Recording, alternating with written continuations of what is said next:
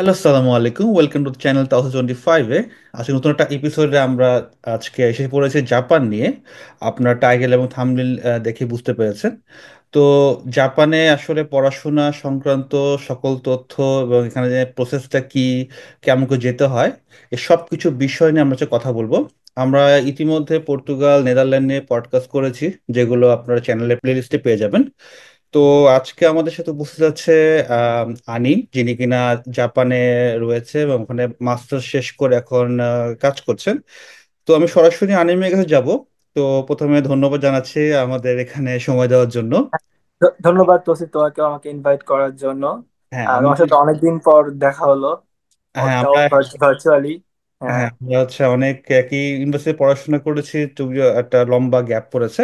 তো আনিম, যদি তুমি শর্ট করে একটু বলো, তোমার ইন্ট্রোডাকশন দাও, মানে আসলে কোথায় পড়াশোনা করেছো, বা এখন জাপানে কিভাবে আসলে, কিংবা জার্নিটা কিরকম ছিল, বা শর্ট ইন্ট্রোডাকশন দেওয়ার পরে আমরা মূল আলোচনা শুরু করতে পারি।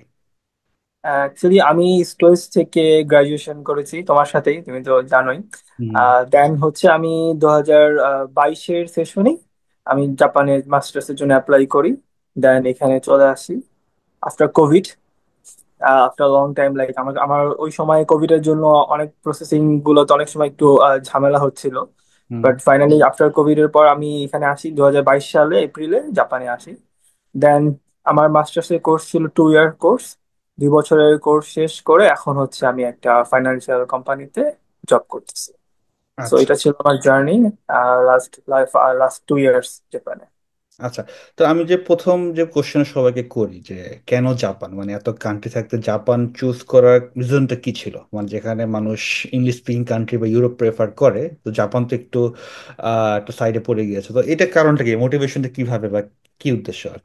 হ্যাঁ, এইটা আমার একটা পার্সোনাল প্রেফারেন্স ছিল। সেটা হচ্ছে আমি যখন ইউনিভার্সিটি অবস্থায়, তো আমি তখন তোমার তোমার সাথেও আমি হয়তো বা কথা বলেছিলাম যে হুম। আমরা আহ, বাইরে কিভাবে অ্যাপ্লাই করতে পারি। তোমার সাথে জার্মানি নিয়ে অনেক ডিসকাস অনেক হয়েছিল। আলোচনা হচ্ছে, জি। হ্যাঁ, তো আমার যখনই আমি আহ, তোমার মনে করো যখন চেষ্টা করি যে বাইরে পড়াশোনা করার জন্য অ্যাপ্লাই করব, তখনই হচ্ছে আমার প্রেফারেন্স ছিল দুইটা কান্ট্রি, একটা হচ্ছে জার্মানি, দেন হচ্ছে জাপান। অ্যান্ড দুইটারই কারণ ছিল হচ্ছে tuition fee. As first of all জাপানের যে টিউশন ফি, জাপানের টিউশন ফি এবং যে পার্ট টাইম যে জব, তো এইটা করে তুমি দুইটা দুইটা ম্যানেজ করা যায়, যেটা হয়তো বা লাইক কানাডা অস্ট্রেলিয়াতে একটু টাফ। আচ্ছা। কারণ as a middle class, from a middle class family, so it's difficult যে আমি আবার বিদেশে পড়তে এসে বাংলাদেশ থেকে সাপোর্ট নিয়ে। তো এটা আমার কাছে মনে হয় ডিফিকাল্ট ছিল। That's why actually I choose Japan, because Japan is the only country that if you work hard, then you can survive with your all educational expense also, and also you can bear your other expense by just working part-time job. আচ্ছা, আমি এইসব বিষয়ে নিয়ে আমরা কথা বলবো, part time job সংক্রান্ত। আমি পরে যে কোশ্চেনটা করতে চাই, জাপান যে জাপানিজ ল্যাঙ্গুয়েজটা চলে, তো ভাষা কি আগে থেকে শিখে যেতে হয়, নাকি ওখানে যা স্কোপ আছে, কিংবা ল্যাঙ্গুয়েজ ব্যারিয়ারটা কিরকম, বা ওরা কি ইংলিশে কথা বলে কিনা, বা ইউনিভার্সিটি পার্সপেক্টিভ এবং হচ্ছে যে শহরে আছো, যে শহরের এনভায়রনমেন্ট, ওরা কিরকম ইংলিশটা চলে বা। হ্যাঁ, ফার্স্ট অফ অল হচ্ছে ইউনিভার্সিটি, আমি যদি বলি ইউনিভার্সিটি অ্যাপ্লিকেশনের ক্ষেত্রে there is no requirement for language, Japanese language. So university English track, তো তোমাকে ইংলিশে সবকিছু, এভরিথিং সবকিছু ইংলিশেই, সার্টিফিকেট ইংলিশেই, তোমার ইংলিশ টেস্ট দিতে হবে। Personally in Japan, English is very difficult. Like with English, survive করা very difficult because আমি আমার জার্নিটা যদি বলি, আমি যখন ফার্স্ট জাপানে আসি, তা আমার এইরকম আইডিয়া ছিল না যে জাপানের মানুষ অ্যাকচুয়ালি একেবারে ইংলিশ ওরা বলতে চায় না আচ্ছা, আচ্ছা। অ্যাকচুয়ালি। হ্যাঁ, তো আমি হচ্ছে জাস্ট কনভার্সেশন লেভেল, যে জাপানিজ লেভেলটা এন্ড ফাইভ, ওটুকু জাস্ট বাংলাদেশে একটু প্র্যাকটিস করে আসছিলাম। তো এখানে আসার পর ইউনিভার্সিটিতে আমার কোনো প্রবলেম হয় না, কারণ ইউনিভার্সিটি পুরোটা ইন্টারন্যাশনাল একটা কালচার, তো এখানে অনেক স্টুডেন্ট ছিল। বাট আদারওয়াইজ এনিথিং, এনি জায়গায়, যে কোনো জায়গায় চলতে ফিরতে আমার অনেক প্রথমে অনেক প্রবলেম হয়েছে। বিকজ জাপানিজ পিপল অ্যাকচুয়ালি ওরা যদি ইংলিশ পারেও তাও ওরা ইংলিশ অ্যাকচুয়ালি বলতে খুব শাই ফিল করে। তো তাহলে তোমরা কি সাজেশন করো যারা জাপানে আসতে চায়, আগে থেকে জাপানিজ ল্যাঙ্গুয়েজটা কি শিখে আসবে বাংলাদেশ থেকে? Of course it's must, it's must at least যেন তারা বেসিক কনভারসেশন লেভেল তো অবশ্যই যদি পারে, আর অ্যাডভান্স লেভেল যেন শিখে আসে। তাহলে জাপান ল্যাঙ্গুয়েজ শেখাটাই সবচেয়ে ভালো হবে। তো জাপানের যে অ্যাডমিশনের ক্ষেত্রে কি এমন কোনো সিস্টেম আছে, ইউনিভার্সিটি আর কলেজ, নাকি সবাই ইউনিভার্সিটিতে যাবে, নাকি আমাদের যেরকম আছে যেমন ঢাকা কলেজ, তিতুমির কলেজ, আবার ইউনিভার্সিটি, জাপানে কি এরকম কোনো ইয়ে আছে কিনা? হ্যাঁ, জাপানে হচ্ছে তোমার ইউনিভার্সিটি আছে আর একটা হচ্ছে কলেজ বলে, সেটা হচ্ছে ল্যাঙ্গুয়েজ কলেজ। আচ্ছা সেটা আচ্ছা। পুরোটাই ডিফারেন্ট প্রোগ্রাম। তো কেউ যদি চিন্তা করে যে আমি জাপানের ল্যাঙ্গুয়েজ প্রোগ্রামে যাব, দেয়ার আর টু প্রোগ্রাম, একটা হচ্ছে ইউনিভার্সিটি ট্র্যাক, একটা হচ্ছে ল্যাঙ্গুয়েজ ট্র্যাক।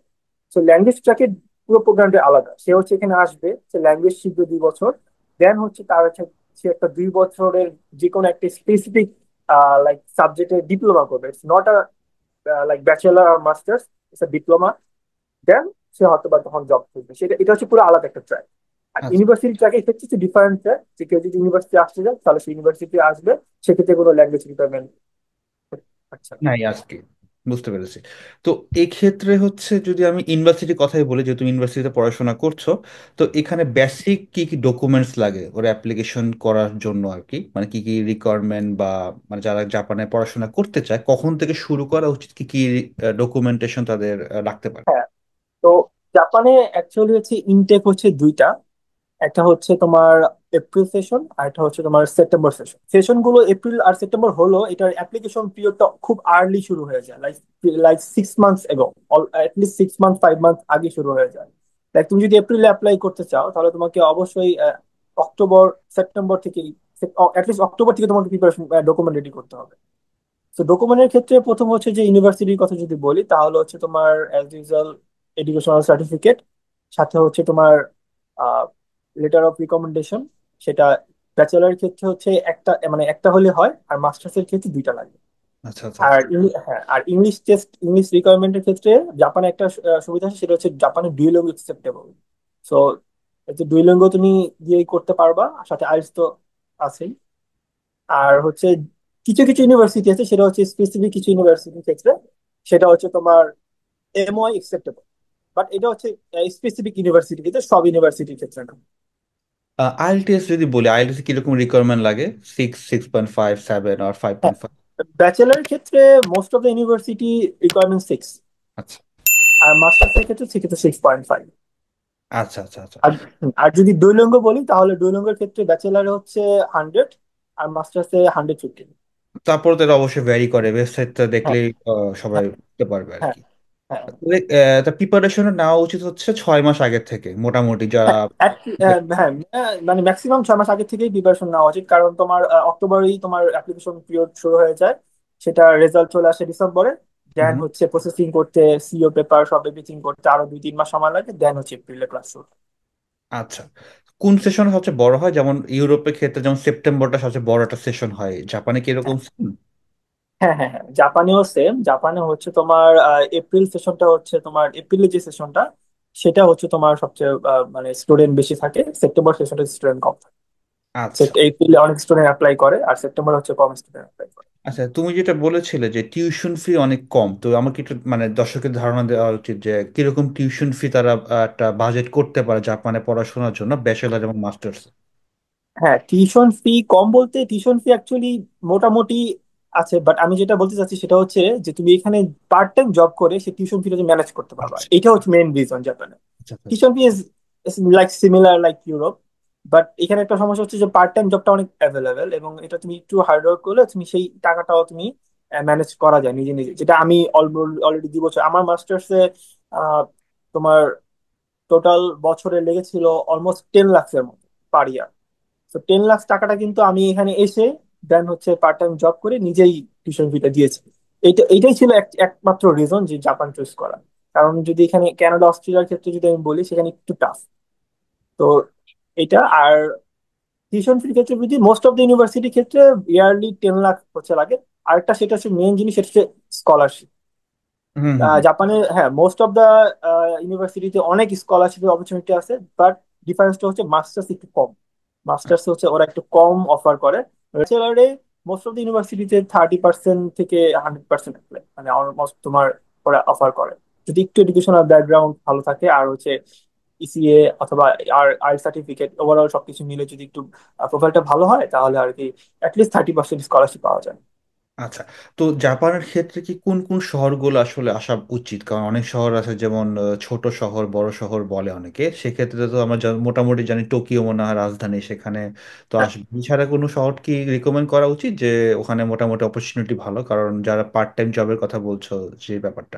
সেক্ষেত্রে জাপানে আসার ক্ষেত্রে আমি প্রেফার করব সে সবাইকে টোকিও সিটিটাই প্রেফার করা, মানে সিলেক্ট করা। কারণ হচ্ছে টোকিও এমন একটা সিটি যেখানে তোমার everything available, job available, accommodation, everything.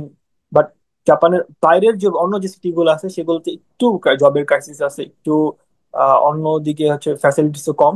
তো অ্যাকচুয়ালি মোস্ট অফ দ্য ভালো ইউনিভার্সিটি গুলো টোকিওতে আশেপাশে, টোকিও সাইতামার আশেপাশে, লাইক 1 আওয়ার ফ্রম, লাইক আমি যেখানে এখন যেখানে থাকি সেটা হচ্ছে সেন্ট্রাল টোকিও থেকে 1 আওয়ার লাগে মেট্রোতে যেতে।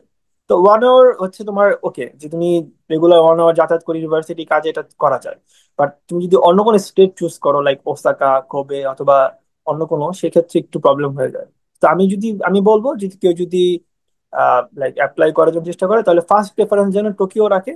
দেন যদি স্কলারশিপ পায় অন্য কোথাও তাহলে সেক্ষেত্রে যেন অন্য, দেন সেকেন্ড প্রেফারেন্সটা রাখে অন্য কোনো সিটি। আচ্ছা, তাহলে এই যে যে তুমি বলে পার্ট টাইম জব অপরচুনিটি অনেক ভালো, তো কি ধরনের পার্ট টাইম জব ওরা মানে চিন্তা করতে পারে বা অ্যাপ্লিকেশন করতে পারে আসার পর পর, মানে যারা সার্ভাইভিং জব, বা কি ধরনের চাকরি বা সুযোগ আছে আর কি জাপানে? প্রথমে হচ্ছে, যদি আমি এখানে যেমন পার্ট টাইম জব গুলো যদি আমি বলি, সেখানে হচ্ছে তোমার কিছু ডেলিভারি কোম্পানি আছে লাইক অ্যামাজন, ওদের ওয়্যার হাউসের হচ্ছে তোমার প্রোডাক্ট সর্টিং এর জবগুলো। হ্যাঁ, এই জবগুলোতে ক্ষেত্রে ল্যাঙ্গুয়েজ রিকোয়ারমেন্ট একদমই লাগে না, জাস্ট হালকা hi hello just commercial level করলেই পাওয়া যায়। আর প্রথমত স্টুডেন্ট আসে এই সব জবগুলোই করে, কারণ ফার্স্টে তো একটু ল্যাঙ্গুয়েজ ব্যারিয়ার থাকে। তো এগুলো এইগুলোই প্রথমে করে। দেন হালকা একটু ল্যাঙ্গুয়েজটা যদি একটু ভালো হয়, দেন হচ্ছে তোমার বিভিন্ন ধরনের সুপার শপ, রেস্টুরেন্ট, আদার লাইক মার্কেট, এগুলো যে তোমার ইজিলি ওরা জব নিয়ে নেয় যদি কনভার্সেশন লেভেলটা ভালো থাকে। তো জাপানে একটা সময় একটা একটা তোমার প্লাস পয়েন্ট আছে, সেটা হচ্ছে তোমার ল্যাঙ্গুয়েজ যদি ভালো থাকে, তো I think you have a lot of options, like অপশনের কোনো অভাব নাই। আচ্ছা আচ্ছা, তো আমরা যদি যে একটা, যদি তোমার কোনো ধারণা আছে কিনা লিভিং কস্ট আনুমানিক কিরকম, মানে একটা মাসে যারা সাধারণভাবে চলতে চায় হ্যাঁ, কিরকম একটা লিভিং কস্টটা হতে পারে? যে টোকিও শহরেই তুমি এক্সাম্পল দিতে পারো একটা অ্যাভারেজ করে মাসে, তাহলে একটা ধারণা। আচ্ছা মাসে আমি যদি আমি অ্যাকচুয়ালি তাহলে যেহেতু বাংলাদেশে, তো আমি টাকাতেই বলি যে কত হুম, টাকা অ্যাকচুয়ালি। হ্যাঁ হ্যাঁ। টোকিওতে তোমার মান্থলি সিঙ্গেল রুম নিয়ে তুমি যদি থাকো তাহলে হচ্ছে তোমার মান্থলি অ্যাটলিস্ট 60-70 থাউজেন্ড টাকা, 60 থেকে 70 থাউজেন্ড টাকা হচ্ছে যাবে। সেটা হচ্ছে একটা মিনিমাম একটা কস্ট। আচ্ছা, তারপর এটা তোমার তোমার লাইফস্টাইলের উপর ডিপেন্ড করে, বাট লাইক ওয়ান রুমের বাসা with one kitchen and everything and others, so I think 60 থেকে 70 থাউজেন্ড হচ্ছে তোমার মান্থলি যাবে আর কি। সব মিলিয়ে। সব মিলে, হ্যাঁ, এভরিথিং লাইক আর with utilities and others, mobile bills, everything, and food, others also. আচ্ছা আচ্ছা, তো এইখানে কি বাসা পাওয়া কি সহজ? এখানে কি ডরমেটরি সিস্টেম আছে নাকি ওখানে অনেক স্ট্রাগল? কারণ ইউরোপে কিন্তু খুবই কষ্ট একটা রুম ম্যানেজ করা। তো জাপানে কি সেম সিস্টেমটা কিনা, নাকি ইউনিভার্সিটি? হ্যাঁ, জাপানে হচ্ছে জিনিস মানে ব্যাপারটা হচ্ছে যে তুমি এখানেও রুম হচ্ছে কি, রুম অ্যাভেলেবেল, বাট হচ্ছে তোমার এখানে জাপানিজ যারা আছে, যারা আমাদের এখানে জাপানিজ, আমাদের জাপানিজ সিস্টেম হচ্ছে এজেন্সির মাধ্যমে রুম নিতে হয়। লাইক আচ্ছা আচ্ছা। আমরা ডিরেক্টলি ওনারের সাথে কোনো কন্ট্যাক্ট হয় না, এখানে একটা এজেন্ট থাকে, এজেন্টের মাধ্যমে আর কি ওই হাউসিং এজেন্সির মাধ্যমে বাসাগুলো নিতে হয়। সেক্ষেত্রে অনেক সময় কি হয়, ওরা স্টুডেন্টদেরকে দিতে চায় না, কারণ এটা একটু প্রবলেম। কারণ ওরা চায় যে জাপানিজরাই যেন ভাষাগুলো, তোমার ল্যাঙ্গুয়েজ একটু ভালো থাকলে, একটু কথা বলতে ভালোভাবে কথা বলতে পারলে এটা ইজিলি ম্যানেজ করা যায়। আর আচ্ছা টোকিওর দিকে এটা হচ্ছে আমি বললাম যে সাইতামার দিকে, বাট সেন্ট্রাল টোকিওতে অনেক শেয়ার হাউস আছে, সেটা অনেক মানে একটা ভালো একটা জিনিস, সেটা হচ্ছে স্টুডেন্টদের জন্য। লাইক ওখানে তোমার একটা বড় অ্যাপার্টমেন্ট থাকে, লাইক 10টা রুম থাকে, প্রত্যেকের রুম আলাদা আলাদা, but common kitchen room, common washroom. সেক্ষেত্রে তোমার কষ্টটা কম, মানে খরচটা কম পড়ে। এটা হচ্ছে টোকিওর দিকে পাওয়া যায়। তো এইগুলোতে মোস্ট অফ স্টুডেন্টরা শেয়ার হাউসে এইভাবে থাকে আর কি। আচ্ছা আচ্ছা আচ্ছা। তো তুমি যেহেতু পড়াশোনা শেষে জব করছো, প্রফেশনাল জব, তো পড়াশোনা শেষে আসলে কি অপরচুনিটি, কেমন অপরচুনিটি আছে, বা পড়াশোনা শেষ সাকসেসফুলি শেষ করার পরে জব সার্চিং কিরকম ভিসা দেয় বা সিস্টেমটা কি আসলে জাপানে? প্রথমত হচ্ছে যখন তুমি ইউনিভার্সিটিতে আসলে, ইউনিভার্সিটিতে আসার পর মাস্টার্স এর তো 2 বছর আর ব্যাচেলারের 4 বছর। হুম তো 4 বছর ইউনিভার্সিটি করার পর মানে ইউনিভার্সিটি গ্রাজুয়েশন পরে তোমাকে ফার্স্ট 6 মান্থ সময় দিবে একটা জব হান্টিং ভিসা, মানে হচ্ছে 6 মান্থ স্টেন করার সময় দিবে। তুমি এই সিক্স মান্থ হচ্ছে তুমি জব সার্চ করবা। তো বাই চান্স জব ম্যানেজ না হয়, দেন হচ্ছে তোমার আরো 6 মান্থ দেয়, বাট সেক্ষেত্রে কিছু কন্ডিশন আছে। সেক্ষেত্রে তোমাকে এই 6 মান্থে তুমি যে জব হান্টিং করছো, জব সার্চ করছো, ইন্টারভিউ দিছো, তোমাকে এগুলোর ডকুমেন্ট, এগুলোর লাইক প্রুফ দেখাতে হবে, দেন তুমি আরো 6 মান্থ পাবা। তো যদি বলা যায় ওভারঅল 1 ইয়ার পাওয়া যায়, বাট প্রথম 6 মান্থ ইজিলি পাওয়া যায়, বাট পরে 6 মান্থ ক্ষেত্রে তোমার কিছু কন্ডিশন থাকে। আর পড়াশোনা শেষে জব আসলে পাওয়া যায় কিরকম, মনে করে যারা সাকসেসফুলি শেষ করে কোন কোর্স বা হ্যাঁ, ল্যাঙ্গুয়েজ কতটুকুন ব্যারিয়ার বা কিছু, মানে এই সংক্রান্ত যদি এটা। তোমার আহ, ইউনিভার্সিটি, জাপানে প্রত্যেকটা গ্রাজুয়েটের পরে যে জব পাওয়ার আর মনে করো অলমোস্ট প্রত্যেকটা গ্রাজুয়েটের জন্য অলমোস্ট একটা থেকে দুইটা জব থাকে, মানে যদি আমি পার্সেন্টেজ বলি। বাট এখানে একটা জিনিস সেটা হচ্ছে মানে ডিফারেন্স, সেটা হচ্ছে ল্যাঙ্গুয়েজ। কারণ যারা 4 বছরে ব্যাচেলারে আসে, তো সেক্ষেত্রে কিন্তু ওরা 4 বছর কিন্তু একটা ল্যাঙ্গুয়েজ শিখার একটা টাইম পায়। হুম তো হুম হুম তুমি যদি 4 বছরে, জাপানের তো তোমার 5টা স্টেজ আছে ল্যাঙ্গুয়েজের, তো হুম অ্যাটলিস্ট তোমার 3টা স্টেজ, মানে অ্যাটলিস্ট মিনিমাম 3টা স্টেপ যদি তুমি ভালো করে শিখতে পারো, লাইক N3 বলে জাপানে, জিএলপিটি বলে, জিএলপিটি N3। হুম। N3 দিলে তুমি একটা জব ইন্টারভিউ করার মতো যদি তোমার থাকে, সেক্ষেত্রে তুমি করতে পারবা। বাট এখানে যদি N2 মানে মিনিমাম হচ্ছে বিজনেস লেভেল জাপানিজতে থাকে, সেক্ষেত্রে তোমার ইজিলি তুমি গ্রাজুয়েশনের 2 থেকে 3 মাসের ভিতরে তুমি জব ম্যানেজ করতে পারবা। আচ্ছা সেক্ষেত্রে কিন্তু তোমার এখানে অবশ্যই বিজনেস লেভেলে জাপানিজ থাকতে হবে। তো আচ্ছা। এখানে, হ্যাঁ, এখানে তো মানে এখানে তোমার ultimately job search, job opportunity, তুমি জব ক্র্যাক করতে পারো সেটা ডিপেন্ড করতেছে পুরোপুরি ল্যাঙ্গুয়েজের উপরে। তোমার সিজিপিএ যদি খারাপ হয়, that doesn't matter in Japan, but জাপানে একটা জিনিস হচ্ছে তোমার সিজিপিএ ওরা দেখবে না, ওরা দেখবে তোমার ল্যাঙ্গুয়েজ আর ওভারঅল তোমার কোয়ালিফিকেশন, দ্যাটস ইট। তো তোমার এই জবটা পেতেও কি, তুমি জব করছো এখানে, এখানে কি ল্যাঙ্গুয়েজ তোমাকে একটা বড় একটা মানে ইয়ে করেছে, হেল্প করেছে? ফর্চুনেটলি আমি যে জবটা করতেছি সেক্ষেত্রে আমার ল্যাঙ্গুয়েজ রিকোয়ারমেন্ট এত বেশি ছিল না। আচ্ছা এক্ষেত্রে আসলে খুবই খুবই লাকি। আচ্ছা আচ্ছা অ্যাজ একটা একটা রেমিটেন্স কোম্পানি ছিল, সো ফাইন্যান্সিয়াল, সেখানে আমার আলটিমেটলি আমাকে ডিল করতে হয় মোস্ট অফ দ্য বাংলাদেশি কাস্টমারকে নিয়ে, বাংলাদেশি কাস্টমার সার্ভিস নিয়ে। আচ্ছা সো আচ্ছা আমার ক্ষেত্রে, কারণ আমি তো এখানে আসার পর জাস্ট 1.5 বছর সময় পেয়েছিলাম। তো দেড় আচ্ছা। বছর আসলে বিজনেস লেভেল জাপানিজটা নিজে নিজে শিখা, পার্ট টাইম জব করে পড়াশোনা করে, ভেরি ডিফিকাল্ট ইন জাপান। তো I was struggling, but fortunately I got that offer. But for the better opportunity আমার সেক্ষেত্রে আমাকে বিজনেস লেভেল জাপানিজ অবশ্যই এখনো আমি চেষ্টা করতেছি ভালোভাবে শেখার জন্য, ফর বেটার অপরচুনিটি। আচ্ছা, এইখানে কি জবের ক্ষেত্রে কি সাবজেক্ট রিলেটেড জব পাওয়া লাগবে, নাকি যে কোনো জব পেলেই হবে? যে 6 মাসের জব সার্চিং ভিসাটা দেয়, সেটা কি যে সাবজেক্টে পড়েছে সেই সাবজেক্ট রিলেটেড কি পাওয়া লাগবে কিনা জবটা? জাপানের ক্ষেত্রে হয় যেটা, সেটা হচ্ছে তোমার আহ, যদি ব্যাচেলার ডিগ্রি থাকে, ব্যাচেলার মাস্টার্স, তো সেই ক্ষেত্রে তো তোমার সাবজেক্ট রিলেটেড জব, লাইক তুমি যদি ডিজিটাল, সাপোজ তুমি ডিজিটাল মার্কেটিং এ তুমি মাস্টার্স করলা, তো সেই হুম। ক্ষেত্রে তোমাকে ডিজিটাল মার্কেটিং এর ওই সেই সেক্টরেই জব গুলো খুঁজতে হবে।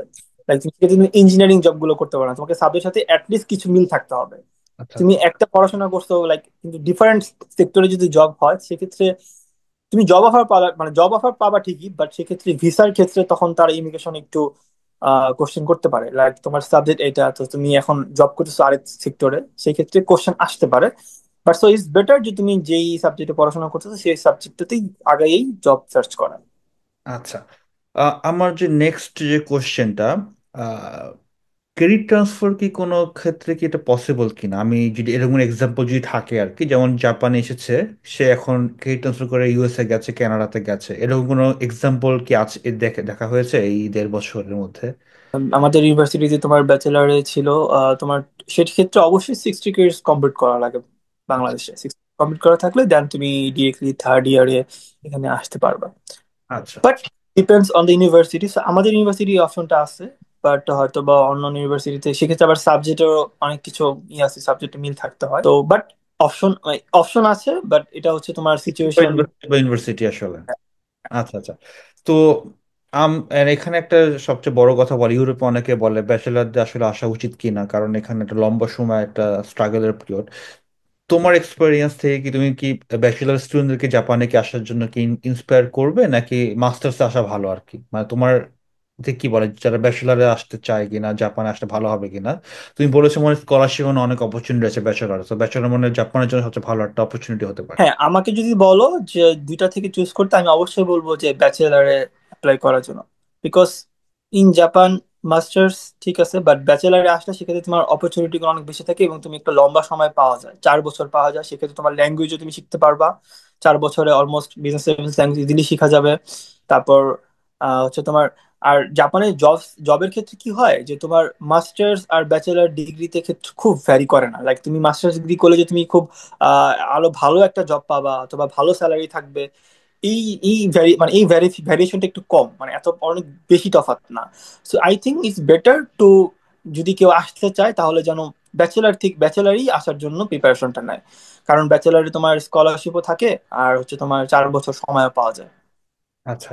আর আরেকটা যে কথা সেটা হচ্ছে, জাপানে কি স্পাউস আনা যায় কিনা, একসাথে কি ফ্লাই করা যায়, নাকি মেইন অ্যাপ্লিকেন্ট আগে আসার পরে তারপর স্পাউস আনবে, এর কোনো ধারণা আছে কিনা? না, জাপানি স্টুডেন্ট অবস্থায় স্পাউস এর অপশনটা নেই, ব্যাচেলারে একদমই নেই। মাস্টার্সে তাও আছে, বাট সেটা স্পেশাল কেসে।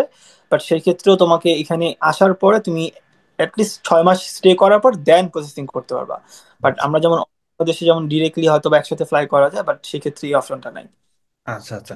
আর তোমার কাছে কি মনে হয়, জাপানের এত ভালো ভালো কথা বললে কাদের জাপানে আসলে আসা উচিত না, মানে কারা চিন্তা করবে না জাপানে আসা, মানে কি ধরনের তারা চ্যালেঞ্জিং ফেস করতে পারে, তারা কনসিডার যদি ওগুলো থেকে থাকে, সেক্ষেত্রে কোনো কিছু আছে কিনা? মানে আমরা সবাইকে তো পজিটিভ বলছি, এবং নেগেটিভ কিছু আছে কিনা জাপান, যা তুমি ওদের বলে, না এটার জন্য জাপান আসলে আসা উচিত না, এরকম কিছু? কারো যদি মানে লাইক, আমি বলবো যে যার হচ্ছে জাপানিজ ল্যাঙ্গুয়েজের প্রতি ইন্টারেস্ট আছে সেই যেন একমাত্র জাপান আসে। এটাই হচ্ছে মানে বেসিক্যালি কারণ হচ্ছে, অনেক সময় দেখা যায় যে আমি ইংলিশ খুব ভালো পারি, বাট ল্যাঙ্গুয়েজতে আমার এত ইন্টারেস্ট নাই, সেক্ষেত্রে জাপানে এসে অনেক স্ট্রাগল করতে হবে। আর জাপান একটি স্ট্রেসফুল কান্ট্রি। এটা জাপান একটা ডার্ক সাইড। জাপানের হয়তো সবাই জানা, সবার দূর থেকে হয়তো বা জাপান খুব লাইক সবাই খুব ভালো একটা পজিটিভ একটা ধারণা থাকে, বাট খুবই স্ট্রেসফুল এখানে জব কালচার। আফটার আমি এখন ফুল টাইম জবে আছি, পার্ট টাইম জবও করছি, বাট খুবই স্ট্রেসফুল। বাট হ্যাঁ, এখানে জাপানিজ যারা আছে তারা খুবই হেল্পফুল, ফ্রেন্ডলি। বাট এখানকার ওয়ার্ক কালচারটা স্ট্রেসফুল, মানে ওরা নিজেরাই স্ট্রেস থাকে এখানে। এমন না যে জাপানিজরা খুব ভালো আছে বাট এখানে লাইক ফরেনাররা স্ট্রাগল করে, দ্যাট ডাজন্ট লাইক দ্যাট। এখানে হচ্ছে তোমার ওদের ওয়ার্ক কালচারটাই হচ্ছে এরকম, যে এরকম ভাবে সেট আপ করা যেখানে তোমার কাছে স্ট্রেস নিতে হবে। বাট এটা এমন না যে তোমার কি বলে যে বেয়ার করা যায় না, এটা অবশ্যই তোমার করা মানে তুমি চেষ্টা করলে অবশ্যই তুমি এটা মানায় নিতে পারবা। বাট ওই তো বললাম, যার স্ট্রাগল করার ইচ্ছা আছে, যার জাপানিজ ল্যাঙ্গুয়েজ সম্পর্কে ভেরি ইন্টারেস্টেড, সেই যেন জাপান চুজ করে। আচ্ছা। আচ্ছা, এটা মোটামুটি ইউরোপেও সেম জিনিস আর কি। তো আমাদের এখন যে মেইন কোশ্চেন, যেটা সবার একটা ইচ্ছা থাকে, ভাই পিআর এবং পাসপোর্ট পাওয়া যায় কিনা, সোনার হরিণ জিনিসটা, তো এই ক্ষেত্রে হ্যাঁ, আসলে কিরকম পিআর অপরচুনিটি কিরকম আছে, এবং সেটেলমেন্ট কিরকম আছে, এবং পাসপোর্টে আদৌ পাওয়া যায় কিনা জাপান? হ্যাঁ, জাপানে হচ্ছে পাসপোর্ট আর পিআর হচ্ছে দুইটা দুইটা দুই সিস্টেম। হুম। সেটা হচ্ছে তো পাসপোর্টের ক্ষেত্রে তুমি আহ, জাপানে আফটার গ্রাজুয়েশন পরে 3 বছর জব করবা। 3 বছর জব করার পর সবকিছু মিলে 5 ইয়ার্স স্টে করার পর দেন তুমি পাসপোর্টের জন্য অ্যাপ্লাই করতে পারবা। বাট সেক্ষেত্রে কিছু রিকোয়ারমেন্ট থাকবে, সেটা হচ্ছে তোমার ল্যাঙ্গুয়েজ, ওরা তোমার ল্যাঙ্গুয়েজ টেস্ট নিবে, তোমার ল্যাঙ্গুয়েজ রিকোয়ারমেন্ট। দেন হচ্ছে আরো আদার্স এভরিথিং লাইক তোমার ট্যাক্স এভরিথিং, তোমার সবকিছু তুমি জাপানে আসার পরে তোমার যে যে রুলস এন্ড রেগুলেশন ছিল সবকিছু ঠিকঠাক ছিল কিনা, তারপরে হচ্ছে ওরা পাসপোর্টের জন্য তোমাকে আবেদন করার জন্য ভ্যালিফিকেশন দিবে। দেন তুমি অ্যাপ্লাই করতে পারবা। তোর যে 3 বছর পরে যেটা বলে ডাইরেক্ট কি পাসপোর্ট, এর মাঝে পিআর এর কোনো অপশন নেই এরকম জিনিসটা? হ্যাঁ, পিআর এর যেটা, আমি আমি আগে জাপানের পাসপোর্টের কথাটা বলি, তারপর পিআর এরটা আসতেছি। হ্যাঁ, দুইটাই ডিফারেন্ট জিনিস। অনেকে হয়তো বা পাসপোর্ট আর পিআর এখানে এক ভাবে, বাট এখানে জাপানে পাসপোর্ট আর পিআর দুইটাই ডিফারেন্ট জিনিস। সেটা হচ্ছে পাসপোর্টের ক্ষেত্রে যেটা হয়, তোমাকে যখন পাসপোর্ট দেওয়া হবে, তোমাকে জাপানে হচ্ছে তোমাকে লাইক দ্বৈত নাগরিক দেওয়া হবে না। তো তুমি জাস্ট যখন জাপানিজ পাসপোর্ট তোমাকে অ্যাপ্লাই করবা, জাপানিজ পাসপোর্ট যদি তোমাকে দেয়, তাহলে সেক্ষেত্রে তোমাকে বাংলাদেশি পাসপোর্ট তুমি ইউজ করতে পারবে না। অনলি তোমাকে জাপানিজ পাসপোর্টই তুমি ইউজ করবা। তো সেক্ষেত্রে ওইভাবে রিকোয়ারমেন্ট, ল্যাঙ্গুয়েজ রিকোয়ারমেন্ট থাকে তোমাকে। লাইক তোমাকে পুরোপুরি ওরা দেখবে তুমি জাপানিজ কালচার কতটুকু শিখছো, জাপানিজ ল্যাঙ্গুয়েজ কতটুকু শিখছো, তুমি জাপানে কতটুকু মানে লাইক ব্যালেন্স করতে পারছো, দেন হচ্ছে তোমাকে জাপানিজ পাসপোর্ট দিবে। হ্যাঁ, সেক্ষেত্রে তোমাকে full time job 3 years, 3 years full time job করার পরে তুমি অ্যাপ্লাই করতে পারবে। তো এটা হচ্ছে জাপানিজ পাসপোর্টের কথা গেলাম। দেন হচ্ছে পিআর এর কথা। পিআরটা হচ্ছে ডিফারেন্ট। পিআর হচ্ছে তোমাকে পার্মানেন্ট রেসিডেন্সি, সেটা তোমার অ্যাটলিস্ট, এটা একটু টাফ। জাপানিজ পাসপোর্টটা যতটা সহজ, লাইক 3 ইয়ার্স পরে তুমি অ্যাপ্লাই করতে পারছো, পিআর এর ক্ষেত্রে তোমাকে অ্যাটলিস্ট 5 থেকে 6 ইয়ার অপেক্ষা করতে হবে, দেন তুমি পিআর এর জন্য অ্যাপ্লাই করতে পারবে। কিন্তু আমার প্রশ্ন হচ্ছে, পাসপোর্ট পেলে তো পিআর এর সুবিধা তো ও ক্যান্ডিডেট পাচ্ছে না, যে যারা জাপানে পাসপোর্ট হোল্ডার করছে, পিআর তো একই সুবিধা মনে হয় তারা পাচ্ছে নাকি? হ্যাঁ হ্যাঁ, একই সুবিধা পাচ্ছে। পাসপোর্টের যে সুবিধা সেক্ষেত্রে আরো বেশি সুবিধা পাচ্ছে, সেক্ষেত্রে তুমি জাপানের সবকিছু এভরিথিং সুবিধা পাচ্ছ। বাট পিআর এর ক্ষেত্রে অনেক, বাট এখানে সমস্যা হচ্ছে কি, অনেকে হয়তো বা বাংলাদেশের নাগরিকত্বটা যে এটা মানে করতে চায় না যে বাংলাদেশি, তো সেক্ষেত্রে কারণ জাপানি, তো সেক্ষেত্রে অনেকে হয়তো বা পিআর এর জন্য করে, যে ওয়েট করে যে পিআর এর জন্য অ্যাপ্লাই করবে। বাট মোস্ট অফ দা কেসেসে পাসপোর্ট পাওয়াটা ইজি বেশি, সেক্ষেত্রে 5 ইয়ার্স পরে তুমি অ্যাপ্লাই করতে পারতেছো। আর পিআর এর ক্ষেত্রে হয়তো একটু ওয়েট করতে হয়। পিআর এর ক্ষেত্রে তুমি হচ্ছে বাংলাদেশের পার্মানেন্ট রেসিডেন্সি, এখানেও পার্মানেন্ট রেসিডেন্সি, সো এখানে তোমাকে একটু ওয়েট করতে হয়, একটু সময় বেশি লাগে আর কি। বুঝতে পেরেছি। তার মানে মোটামুটি এইটা জাপানে আমরা মোটামুটি একটা ধারণা পাওয়া গেল। তো তোমার যদি শেষ মুহূর্তে চলে আসছি আমরা, তো তোমার যদি কোনো বলার থাকে যারা কিনা জাপানে আসতে চায়, তাদের কোনো শেষ কথা বা কোনো টিপস অ্যান্ড ট্রিক্স বা কোন বিষয়গুলো যাতে মাথায় রাখা উচিত, কারণ আমি ভিসা নিয়ে অনেকে চিন্তিত, অনেক সময় ভিসা রিজেকশন হয় কিনা, তো কোন কোন দিকগুলো তারা বিবেচনা করতে পারে যাতে করে ইজিলি জাপানে আসতে পারে, কি কি প্রস্তুতি নেওয়া উচিত, এসব কিছু মিলে যদি তুমি কিছু বলতে তোমার এক্সপিরিয়েন্স। তো প্রথমত হচ্ছে তোমার কারো যদি জাপানে আসার ইচ্ছে থাকে, তো it's very welcome, because Japan is most very beautiful country. And জাপানের ভিসার ক্ষেত্রে, ভিসা প্রসেসিং, তোমার একটা জিনিস বলি, সেটা হচ্ছে তুমি যদি অফার লেটার পাও, দেন 90% ইজ ওকে। তুমি ভিসা প্রসেসিং এর ক্ষেত্রে very easy for the university student, I am not talking about the language student, only for the university. Because university স্টুডেন্টের ক্ষেত্রে আমার দেখা পর্যন্ত এমন কোনো লাইক কোনো স্পেশাল কেস ছাড়া এরকম কোনো হয় না যে অফার লেটার পাইছে বাট পরবর্তীতে ভিসা রিজেকশন হয়েছে। সো অফার লেটার পাওয়া মানে অ্যাটলিস্ট 90% তোমার ভিসা তোমার পাওয়া যাবে আর কি। তো সেক্ষেত্রে ইজ ইজ ভেরি ইজি।